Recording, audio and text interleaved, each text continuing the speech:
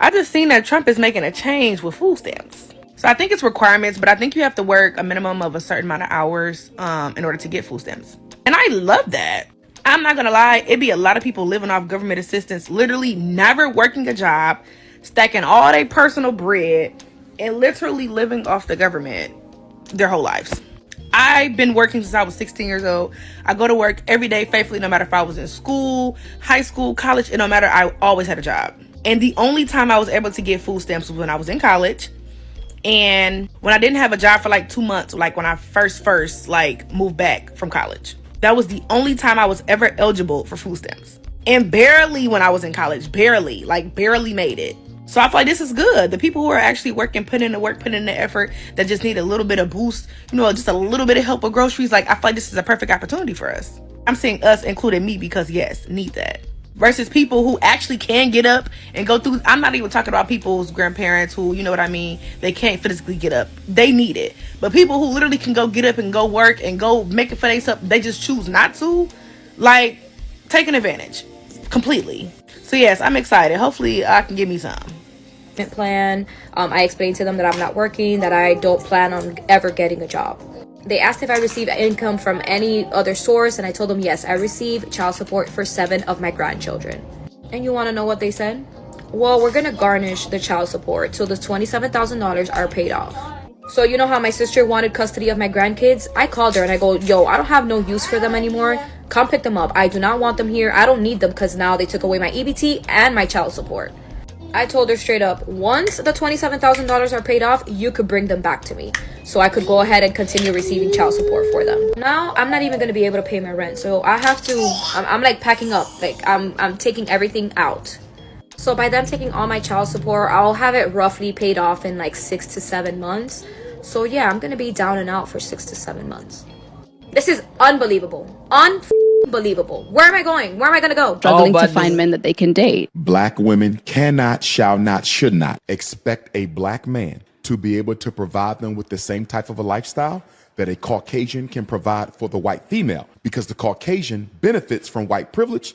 The black man suffers from white racism. A black man has to work twice as hard to get half as much. So although I can appreciate the financial equity, but if you are a doctor, a lawyer, an engineer as an African woman in Australia or America or the UK or Toronto or Johannesburg, looking for a black man who has financial equity with your type of career success, that's going to be difficult. You might got to tone it down a little bit. What I find as a therapist who works with couples, too often black women prioritize a man's income over his masculinity. He's willing to help with those children. He will nurture you, look out for you, but he might not be able to put you in a Mercedes. And I've seen black women turn down good men because he didn't have the economics, but he had everything else. Sisters need to be careful not to fall into this European narrative of judging men primarily by how much they make. Is that a European narrative though, fam? Dang. Shout out to Des. Said it's a lack of black women as well. I agree with that. It is? Yeah, because we lack what we need. Listen, not that it's a lack of them. I'm saying that if you look at how the Cardi B's and you look at some of the women that they're destructive as well. Look at some of the women like Beyonce that she's preaching women to be single. I'm talking about mindset. Like, they're not on code. Yeah. So that's what I'm saying. For us to get to where we need, we need everybody on the same code. We need the black women to be on code. We got a caller, man, and we had multiple callers. And if this ain't you, I'm gonna hit you back. You tapped into the show, Water Guy TV, Trevor Jackson TV. What's popping? What's up, y'all? That's me again. What's up, Des? Oh, you? How y'all doing? We blessed. You stood up. You said it's a lack of black women as well. Yeah, there is. Okay, so let me start with, because I'm a woman, so let me start with women first. I'm not going to get on men first because I'm a woman. And to reflect, a lot of, like you said, like Beyonce, single women, like a lot of women, a lot of black women, they have been, and this is not something that we grew up with, this is not something that is in our culture. We've always seen our women stand behind our men through thick or thin.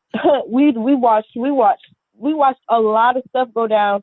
Even if we know our history, the ones that do, we watched our families go through horrendous things during slavery to try and break up families. Mm-hmm. Horrendous things that you can't even say on YouTube without getting flagged. That's facts. So to see us now, like you said, the Cardi B's, and to mention these are not American. Cardi B is not American. Rihanna is not American. They are not. They are not American. Sexy Red is though, and I'm disgusted. Red is, she's an outlier that she had her time, and her time is ours. She had her 60 minutes of fame. When we talk about America, we're talking about the Lauryn Hills, the music that is still being played. That when we can't find nothing, that the young girls that do have a good head on their shoulders can't find nothing to listen to, they're gonna listen to Lauryn Hill. Is she American? Not listening. Lauryn Hill ain't American though. I'm sorry, Destiny, but is Lauryn Hill American? She is American. She's American. She is American. She was the only American in the Fugees group. In Jamaica. She had a baby out there with Bob Marley and them, but she's American. She's from Jersey. She is. She's from Jersey. She grew up in an American-based art school, a Black American-based art school. Thank you for correcting that. Yeah, no, she went out and she did go and experiment with her lineage, but before her, she's an American. Okay. And even like the other things that we have to, women right now, women don't care about men and their feelings. They care about using men. And when men interact with a lot of user women, what happens when like one woman that has been good her whole life and been trying to experiment with love and then got her heart broken and growing as a woman, but then now it's so many women out there that don't give a F about men. You are totally dependent on other people to take care of your needs because you don't have those roots sunk into the ground. To have a community, you must have three things to have a community in it. You must have a wholly independent economic structure that can provide goods, service, products, and things for your own people, and jobs and tax spaces for your own people. You should at least control 4 basic things. You should be trying to control water, food, medicine, and energy to be able to survive. Here we got Mr. Pollock. He had a cornfield. He took advantage of a free water test from us, and this is what we found in this water. We found sulfur, we found hardness, and we solved these problems with an easy fix of 2 tanks. So get your free water test today. Stay blessed. Click the link below.